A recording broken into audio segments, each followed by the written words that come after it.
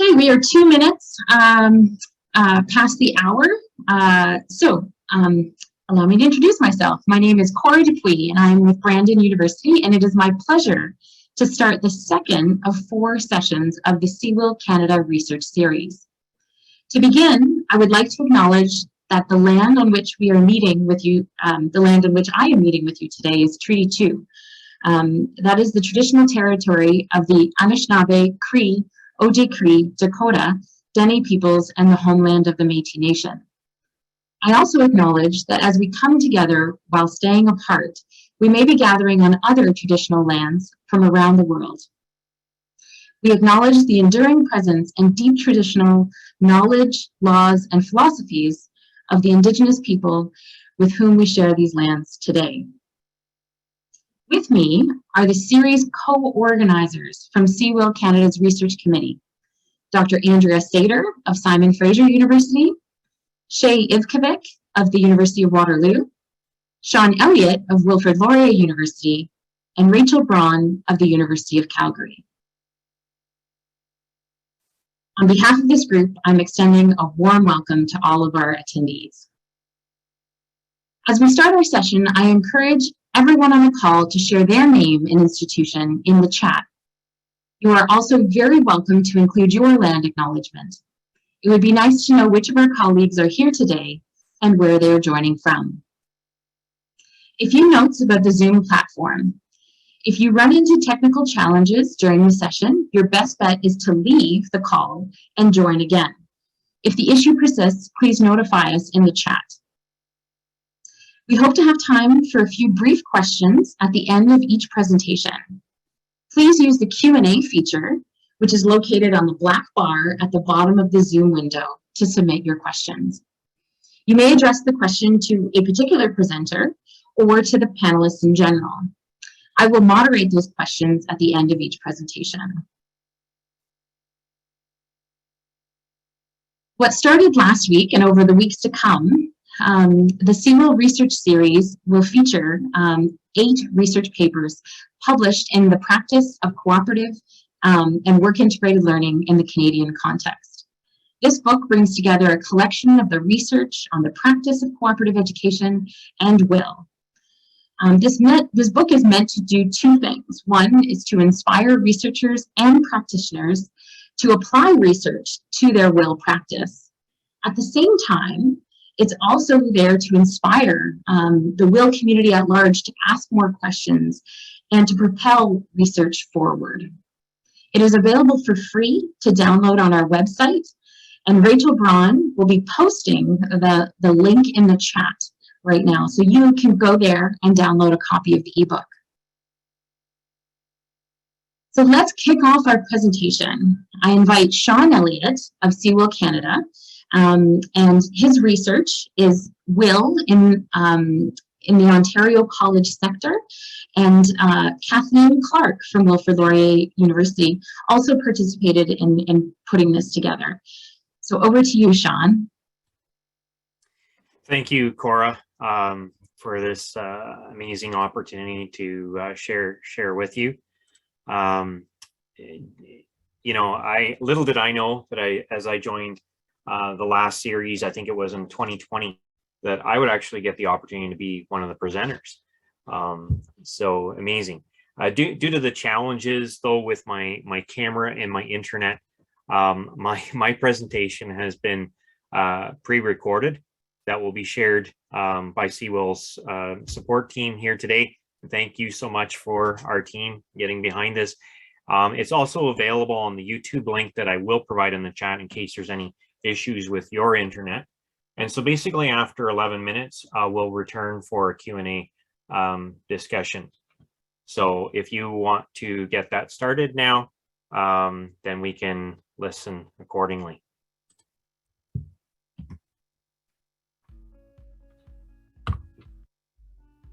Hello, and thank you for joining me for this time to share some highlights from our research on work-integrated learning within Ontario's college sector. Dr. Kathleen Clarke's work broadly examines the experiences of specific subgroups of post-secondary students and the student service supports they use throughout their educational journey. Although Kathleen cannot be with us today, I am able to share today and relay any questions. So let's get started. Concerning the rationale and the background for this research, within graduate studies at Wilfrid Laurier University, I started to explore the impact of work-integrated learning upon competencies, identity development, and graduate employability for students.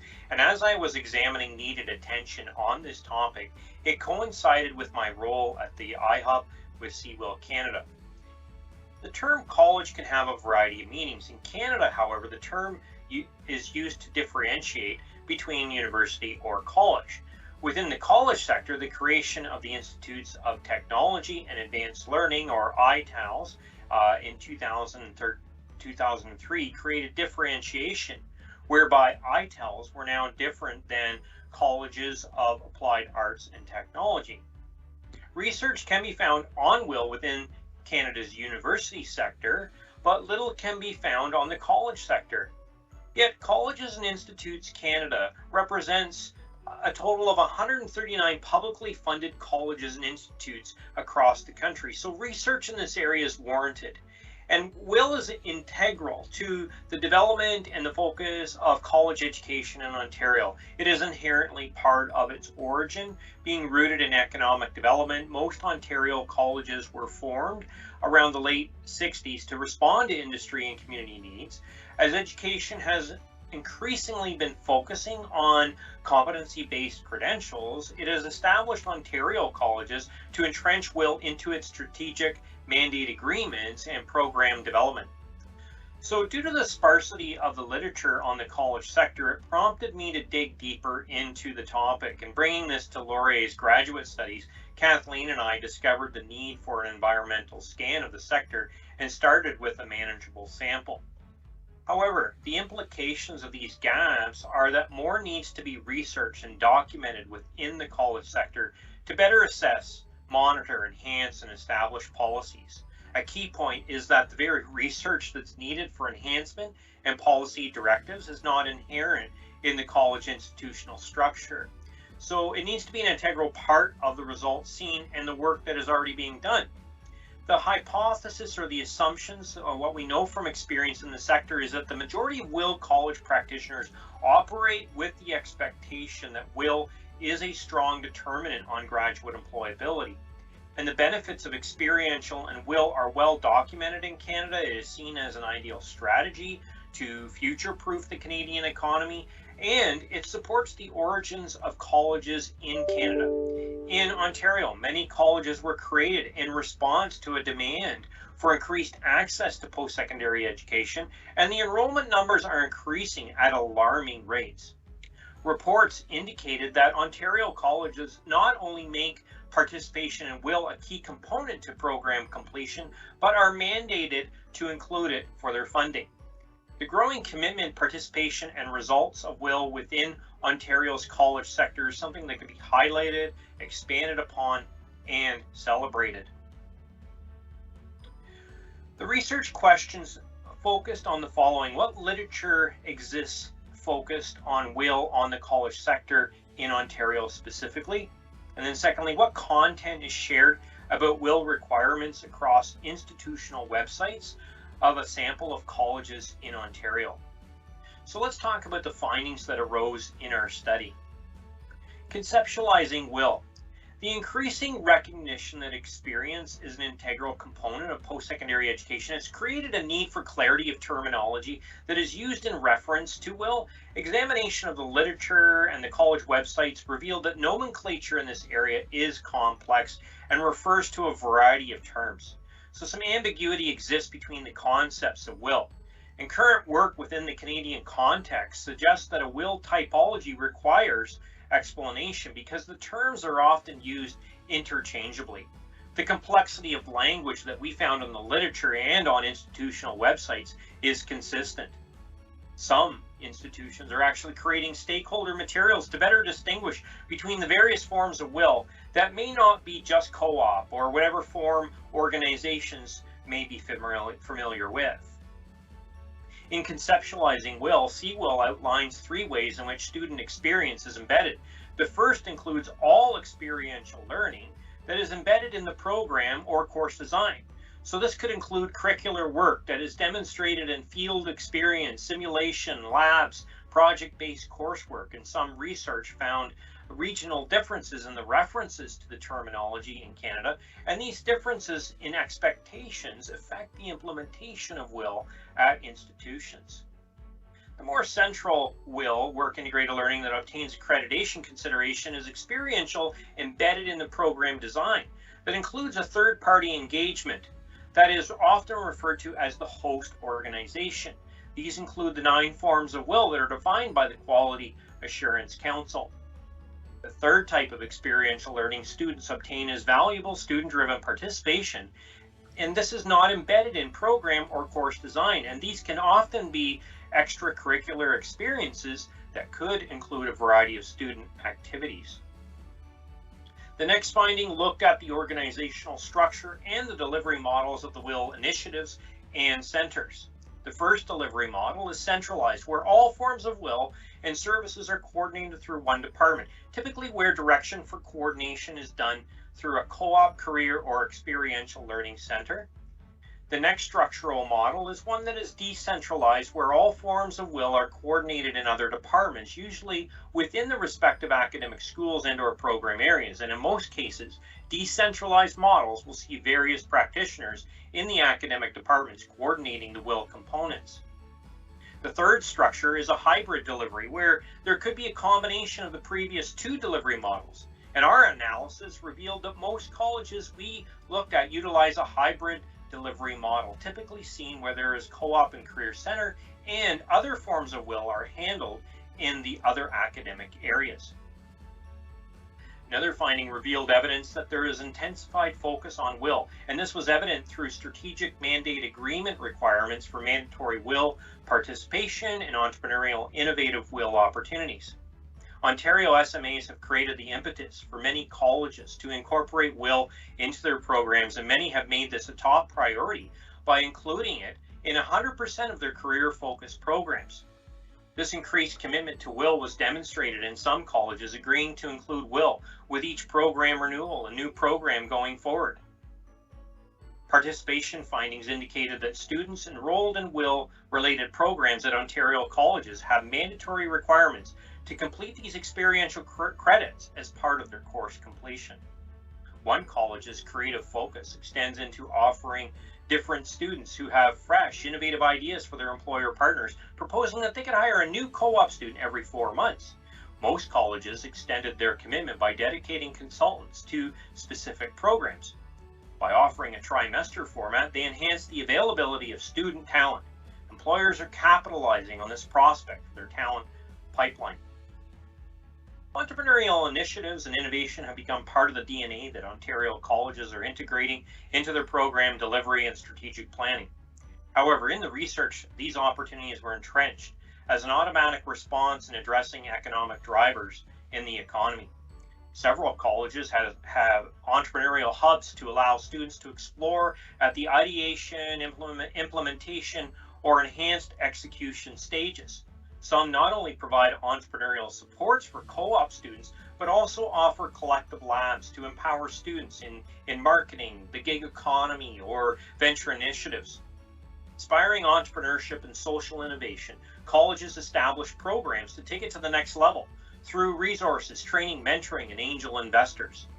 Entrepreneurship is either weaved into the signature learning of the institution or accessed as viable options for students to integrate experience with their academic program completion. So these key findings in the areas of WIL conceptualization and typology, organizational structures and delivery models, increased commitments to WIL, mandatory participation, and entrepreneurial innovative opportunities highlighted further discussion regarding gaps and implications. As mentioned in our original hypothesis, the college sector is often overlooked in research focused on student affairs in Canada. More specifically, this impacted our review of the province of Ontario. So to better move forward in our understanding of gaps and implications, there needs to be a more extensive analysis of college sector data in research to better support the execution of WIL delivery. This could increase the effectiveness, build on unique strengths, better equip practitioners, and impact policy decisions.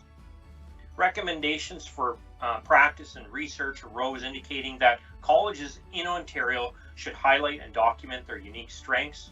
College and employer partners in Ontario should continue to expand the mandatory WIL participation. Practitioners can build on innovation, entrepreneurship, and changing industry conditions. And then within research, there is a need to conduct a sector-wide environmental analysis in college WIL delivery models, organizational structure and functions, and further exploration of the conceptualization. Now, more recommendations are found in Chapter 14 of the new ebook publication, but my time has come to an end. So it was a pleasure to share some of the highlights of this research with you today. And if there are any questions, I would be glad to help and or consult with Dr. Kathleen Clarke later. Thank you. Thank you, Sean, for your excellent presentation. As Sean mentioned, the floor is now open to questions. We invite you to use the Q&A feature, which is accessible via the black bar at the bottom of your Zoom screen.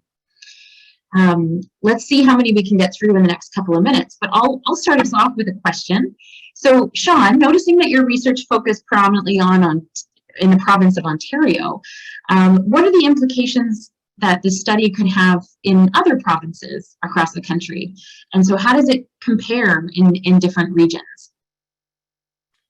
Yeah, that's a great question, Cora. And I think the transition between doing the research as a student in Wilfrid Laurier's graduate program to how will this be carried through into the ebook, and how does it compare to the rest of the Canadian context, was that process that I really looked at, where I had to make some changes, because I was just looking at Ontario, that's what I knew. But now joining the team with CEWIL, I have to look at, well, how does this compare to the rest of Canada?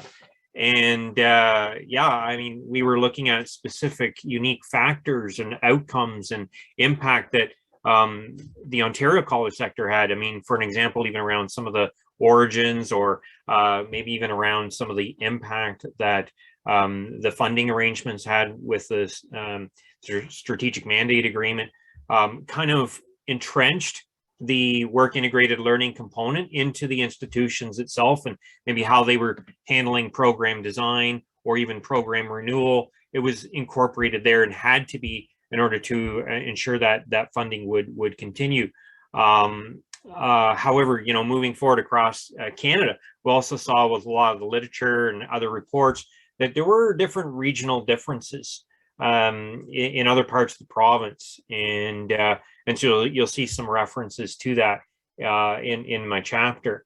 And just as we move forward, even as a practitioner in the field, I have to say that, you know, it's really cool. It's really cool to hear the amazing work that's going on in Quebec, for an example, and with our Francophone colleagues around the things that need to change, not only just in the translation of English, but what does this actually look like in terms of the WIL typology within Quebec?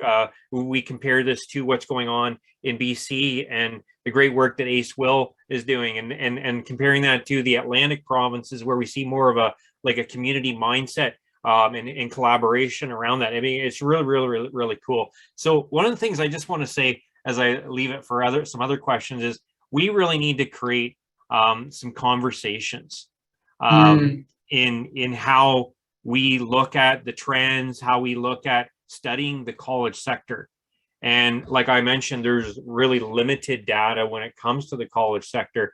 And so I just wanted to kind of pique your interest for all those who are interested in this topic. Next week, we are going to be announcing the details about a college symposium that is going to take place in the month of the National Co-op and WIL month for March.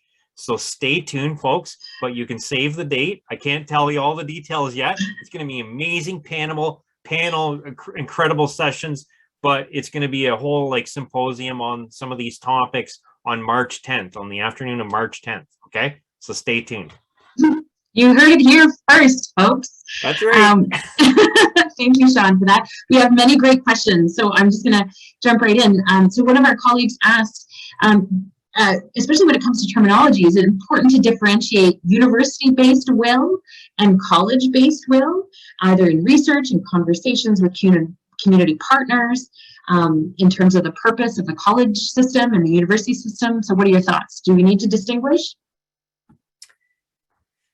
I think it really goes back to the program itself. You know, I think there are common common factors that we look at even when we're providing accreditation, for an example. And so if we're looking at, you know, relating those concepts to an employer, community partner, I think you need to bring it back to, you know, what are the key factors of that program that the student is in, because in a lot of cases we've seen a lot of similarities between the colleges and universities. Now, my study did not extensively look at the comparisons, but I did see it. It did show up in some of the literature, in some of the reports. Okay, good. Thank you. We have another great question. So what are some tangible things that the WIL community can do to incite interest in research in WIL in the college sector in Canada? Come to the symposium. Well, this is going to be a great time where we're going to try and bring together practice and research and practice. It's really, really good. And yeah, you know, we see that, you know, across the sector wide. Yeah, who would have ever thought we would have had the great uptake on this research webinar series that we have had? But we do need more research in the college sector.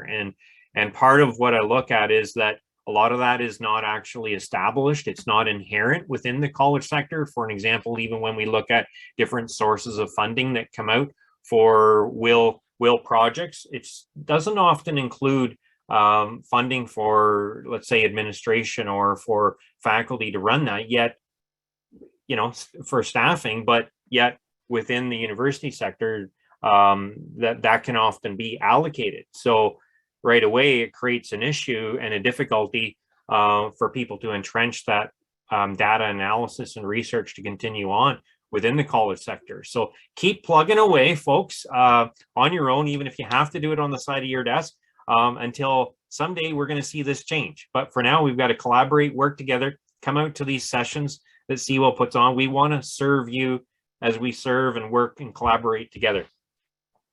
So there are a few other great questions, which I will cut and paste. And, you know, it might be a really great starting point for the symposium to look at these questions, or maybe Sean, you can follow up with our counterparts, but we do need to keep the session moving forward. So thank you all for your great questions and discussion. But now it's time to move to our next presentation. So I invite Christine and Dave to turn on your cameras. Our next presentation is entitled Goodwill Hunting: Addressing Common Barriers to Engage Faculty in Work-Integrated Learning. This paper is authored by Christine Arsenault of the University of Toronto Scarborough and David Fenton of the University of Toronto. Take it away. Thanks so much, Cora, and thank you, Sean. It's so awesome to see the college agenda being so greatly represented. So I learned a lot. It's nice to be matched up in this way. So first of all, we just want to say we're so grateful to CEWIL and the research committee for providing this opportunity to share kind of what we've been doing at U of T and how we hope to continue the conversation around kind of removing barriers for WIL and providing more access to it. So my colleague Dave Fenton and I will be sharing today. And if you'd like, you can follow along in the CEWIL book that Cora mentioned. We are on chapter 6, page 58. We're going to do our best to kind of do a quick overview, but of course want to spend some time in the question and answers, really honing in on what's important to you and improving that discussion. So we're going to move along to the agenda, just give you a sense of what we're going to try and do in 15 minutes. The first is we just want to provide a bit of context from our institution, because it does make a difference. You need to know kind of what structures we're working from and what we can connect on in that space. We want to talk to you about what the research says are faculty barriers for WIL, how we've gone ahead addressing that, what our faculty have said from that. And then, of course, we do want to spend some time in the discussion that I always find is the most rich part of any type of presentation. So moving along, let's give you a bit of context about where we're working from. As I know all folks face, there is a big push for research, and U of T is no different. We are a research intensive university, which at times has meant a little bit of friction. You know, we've also been very much involved with co-op. It's been since 1975 that we've had co-op programming, almost as long as Waterloo, but not quite there. And that alongside research has sometimes had that friction I was mentioning because it seems so practical and research is so theoretical. And so we've been living in this space for a while of how do we bring this together? And we were fortunate enough to be able to do that in what we call the bridge. And you may have heard Sean talk about this idea that entrepreneurship and innovation comes together. The bridge for us was a vision where we could bring all of these pieces together for us, our research, our co-op history, our connections with industry. So it's our main connection between industry and our departmental activities. And we created the bridge just a few years ago. It was during a climate where WIL was being discussed at all levels. So this is kind of our landscape in which we were working from. At the same time, I would say that U of T Scarborough management is known for having a lot of innovations. We were the first to offer co-op at U of T, the first to offer an international business program that requires study and travel abroad, first in North America to offer an accounting and finance master's program called the MacFin. So lots of kind of this culture of wanting to do what's on the edge of things. So that's kind of what our framework was. And just before Dave goes into what the barriers were and how we address them, I feel like we kind of need to build a bit of credibility with you so we can tell you what our end game is, and the hope that it kind of makes our story a little bit more interesting to follow along with. So the end game for us is that in the first year, we delivered 183% of our WIL goal. So we had 1,860 WIL experiences in this 1 year of startup. A lot of that has to do with Dave Fenton. I want to give him full credit. He is a machine and can be in so many places at once and bring really great ideas together. What was really great is we actually only spent 83% of our budget in doing that too. And so we want to tell you some of the tricks and tips that we used in order to do that. We actually reached our goal of 100% WIL 2 years early, and it's actually a degree requirement now, which was just unheard of at U of T a few years ago. Our faculty are truly our greatest ambassadors. They can't help themselves but take over conversations and talk about the difference that WIL has made in their teaching and in their research. And what's really been great for us is that we can actually be selective on WIL projects. We can really hone in on key differentiators. For us right now, we focus on ones that maximize the volume of student experience.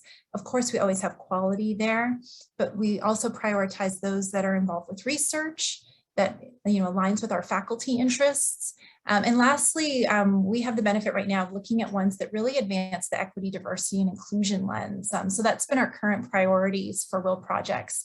The other great thing is that although there was a lot of funding up front, what we found is that there continues to be funding. And Dave and I have this personal goal where we will always bring in more funding through WIL than we take in our salaries. And so far we've been doing okay, and think we can even ask for a raise based on that.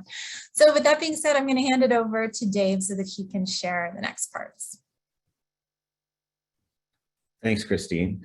And so looking at some of the barriers that we identified through our analysis of existing literature, we found these four main buckets: administration, relationship building, pedagogical barriers, and lack of reward.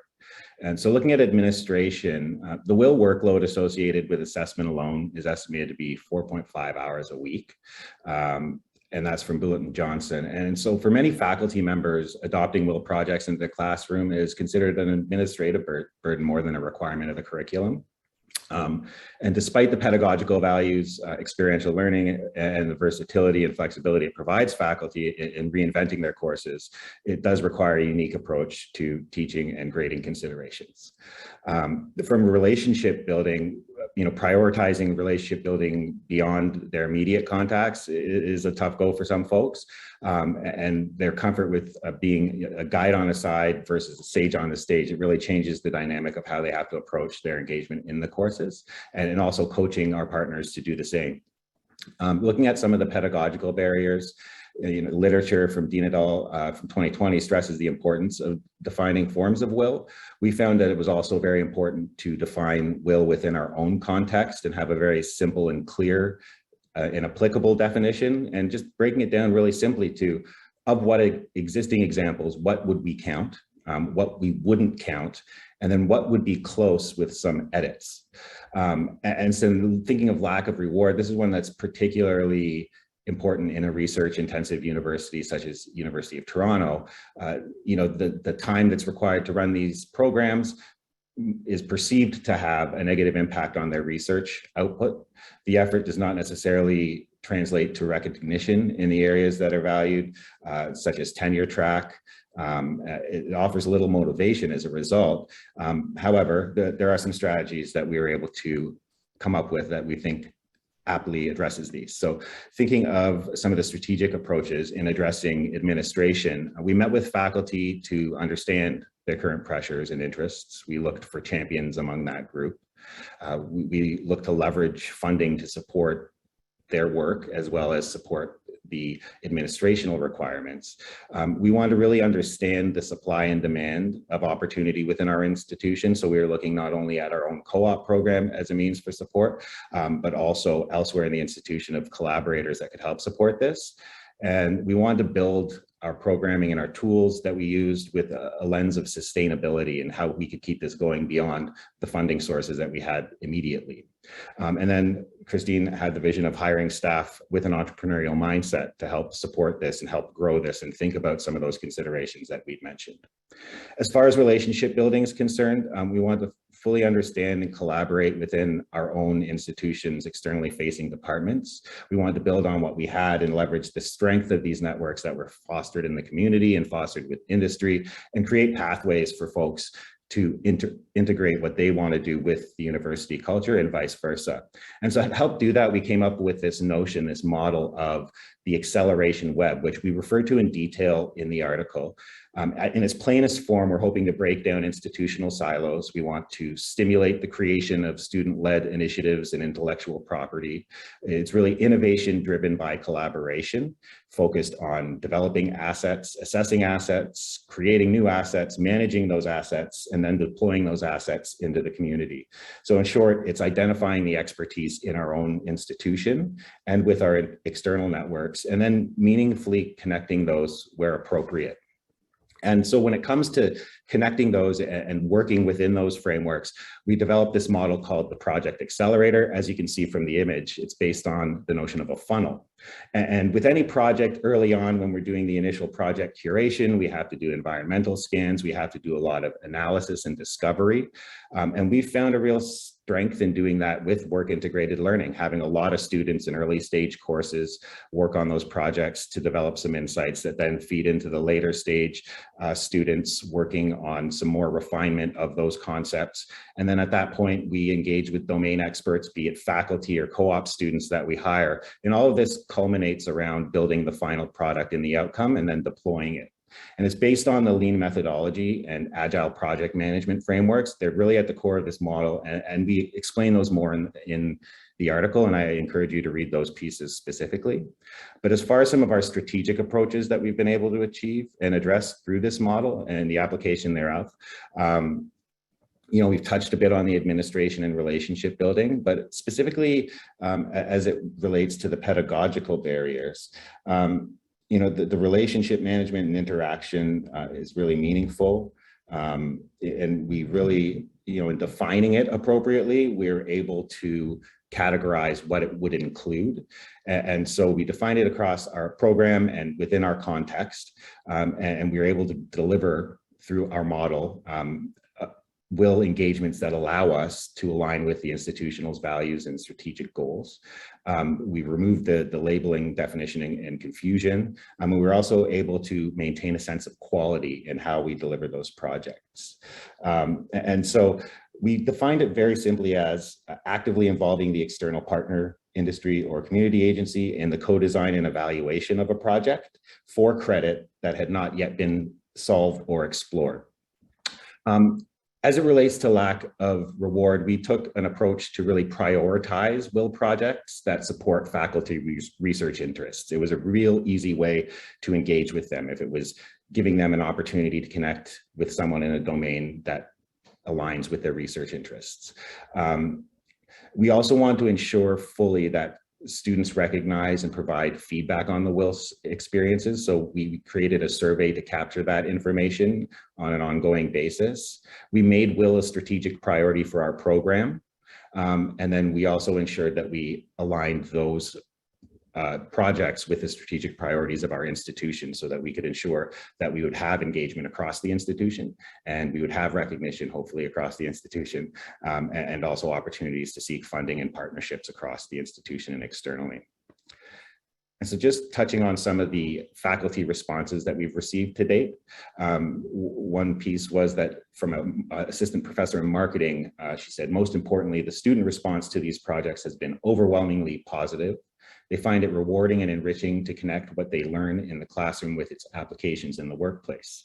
I look forward to continuing to incorporate WIL projects into my future courses.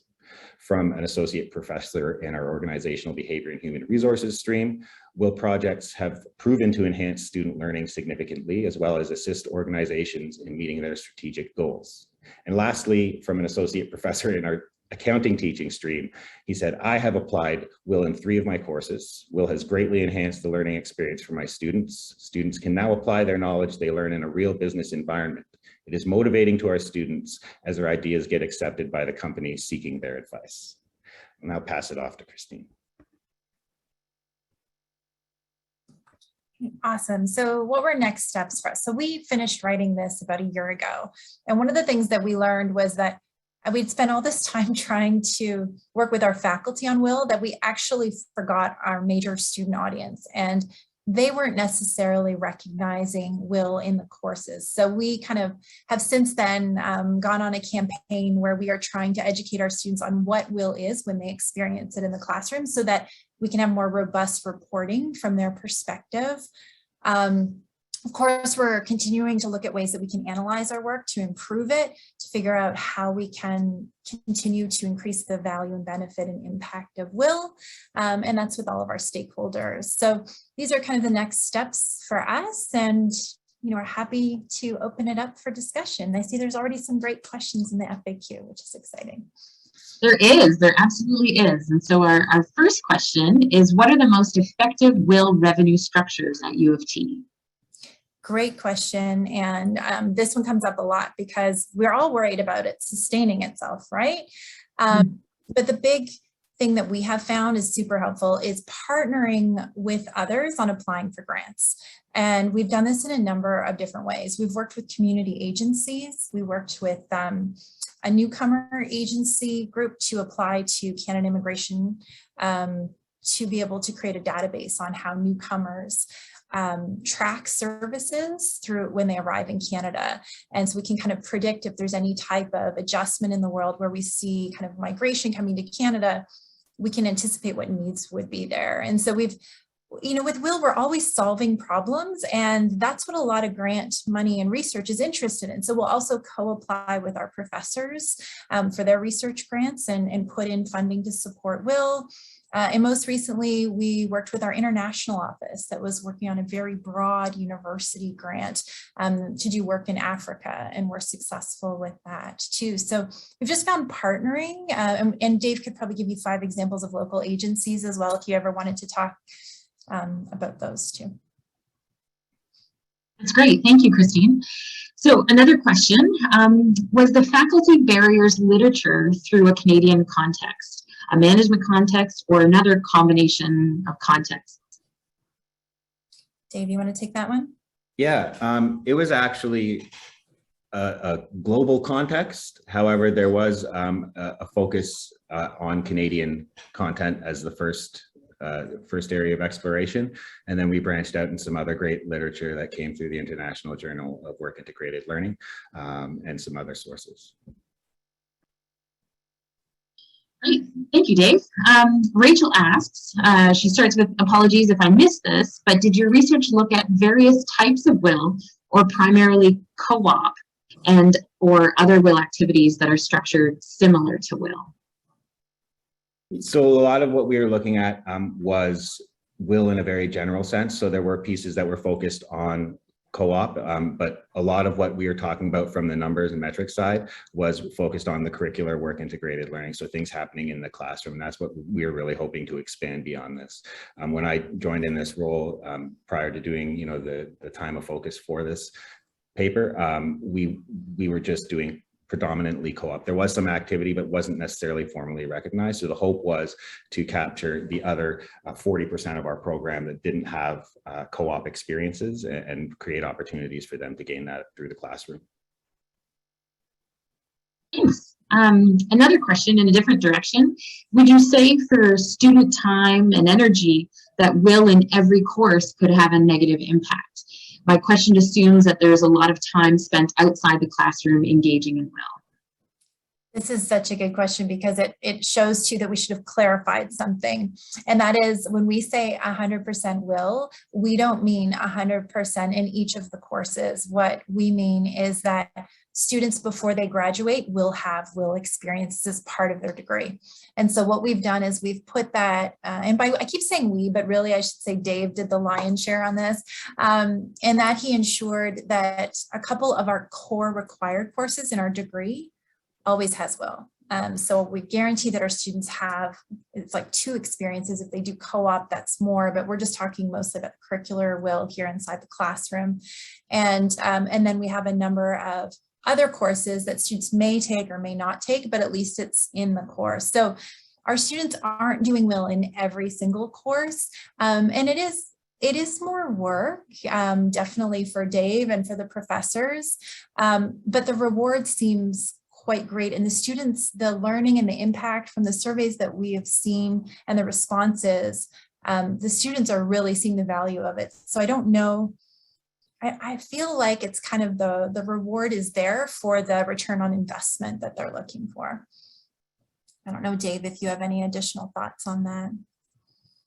Yeah, well, I mean, the proof is kind of in the outcomes that we're seeing in the course evaluations, as well as the testimonials we're getting and the research we're getting back from our surveys at the end of every term. In that, over time, we've seen initially, we learned that students didn't really know that WIL was happening, and we needed to educate them.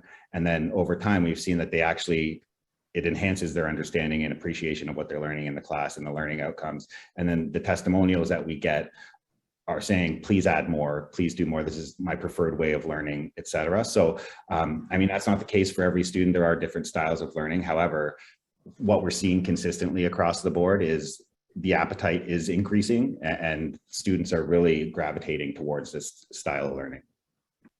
That actually segues into our next question, which Jen asks. So in addition to creating these opportunities for more students to learn, what are some of the benefits that you've realized from your data collection on this? So what are some of the additional benefits? I think, so one of the benefits on collecting the data is that you're able to keep your finger on the pulse for program improvements. I don't think it's a one size fits all, but it's something that you have to do iteratively, and you have to take what you learn from each engagement. Sometimes the partnership may not be right for the course, or sometimes the project may not be right for the course, but you have the right partner. So getting that feedback is really important for informing the design and how we might respond for the next offering and thereafter. So you learn an incredible amount each time. And then I think also one thing that we've learned, and this is anecdotal, but what I've noticed over the last little while when we've been beneficiaries of the iHub funding is the student responses that are positive go up exponentially when they're getting paid. So that's something I think that talks a little bit about that paid versus unpaid discussion that would be worth digging into a little bit more. One of the things I think has been a real benefit institutionally too is how much cross collaboration has been sparked from it. Like I really feel we're reaching a goal that we've always struggled with, which is breaking down silos. And our community partners and our students kind of force us, because when somebody comes in, a topic isn't always business focused. It might be social sciences or health. And so Dave has gotten to know professors from across our campus, across our university, and is bringing them into the fold.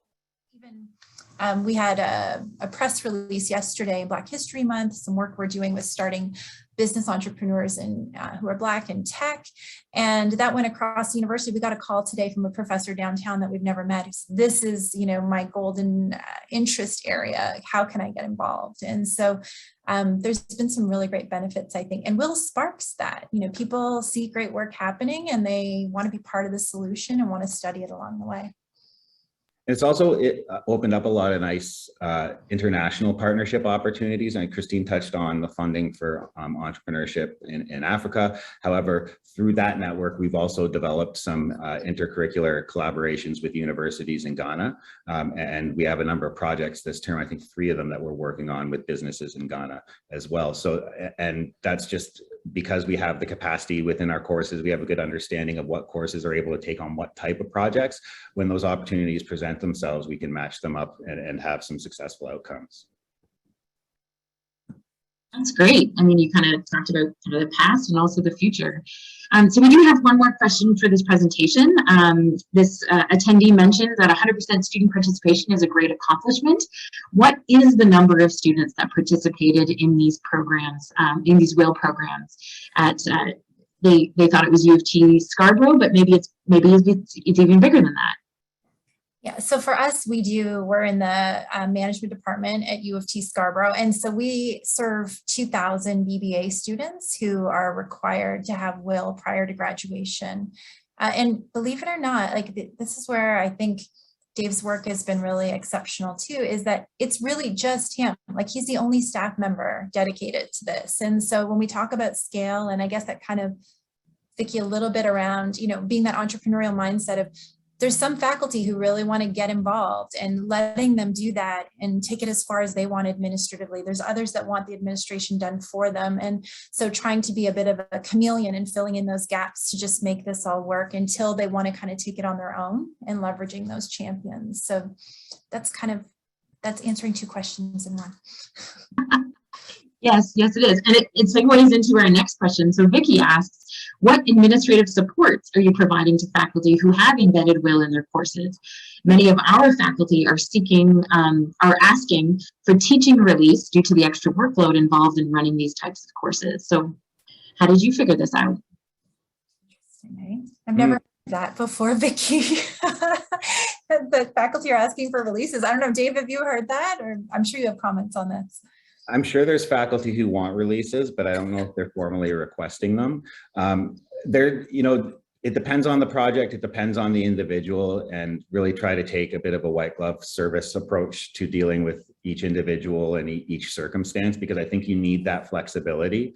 I mean, to the point covered in the paper, that's where the entrepreneurial mindset comes in.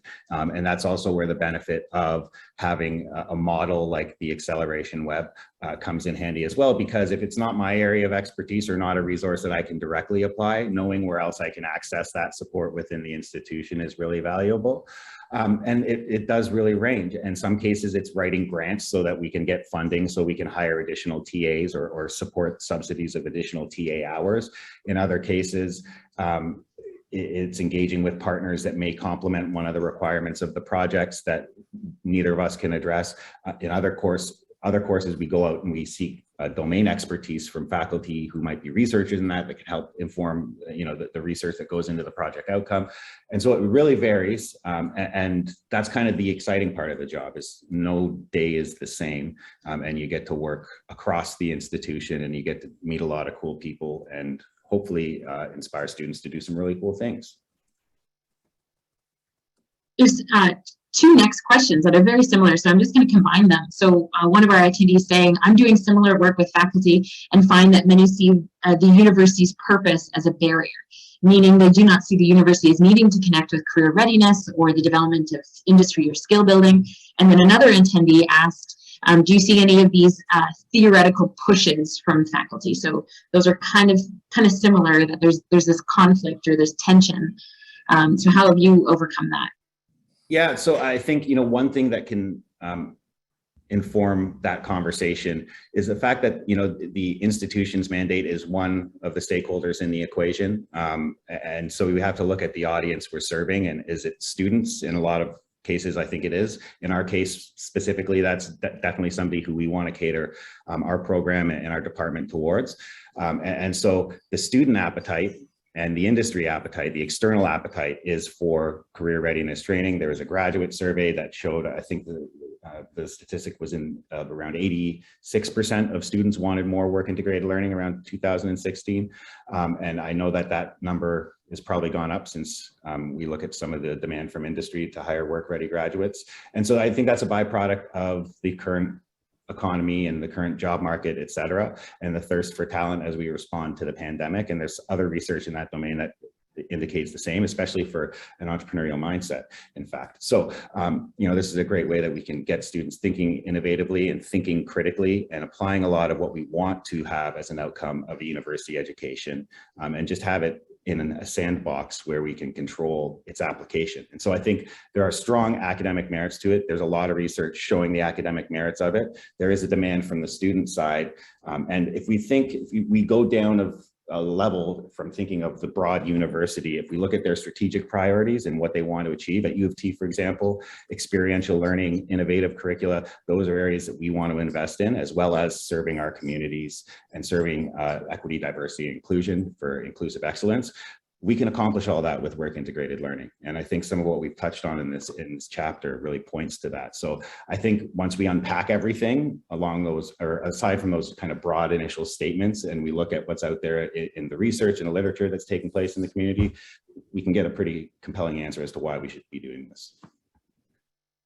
And don't get us wrong, we have had some debates with like how many faculty have asked us if case studies count. And we're like, no. Case studies that you pull off your shelf from the 1970s do not count. So we have some debates around that, but I think it is all about positioning, as Dave mentioned. Well, thank you both for an excellent presentation. There's a couple more questions that I'll filter to you after. That was awesome. I'm just gonna, I want to thank everyone for joining us today at our second session, and what a great session it was. In case you missed our first session, which was last Thursday, you can view it on YouTube, and Rachel Braun is going to be kind enough to link that in the chat for all of you to access, or in case there was a really good point that you want to go back to and they're like, what exactly did they say? You have the ability to do so. I also want to mention that we hope we'll see you at our next session, which is next Thursday, February 24th. In case you are not registered, Rachel again will be posting that link in the chat. Get registered, make time in your calendar, come out. As you can see and feel from today's session, there's a lot of good work that's happening in the college and the university sector. So please come out and join us. So thank you to our presenters today. Thank you to our research committee and organizers. Thank you to CEWIL leadership for creating this opportunity for us. Thank you for our tech support, and to all of you for taking the time to join us. That is all for now. Have a wonderful rest of your day.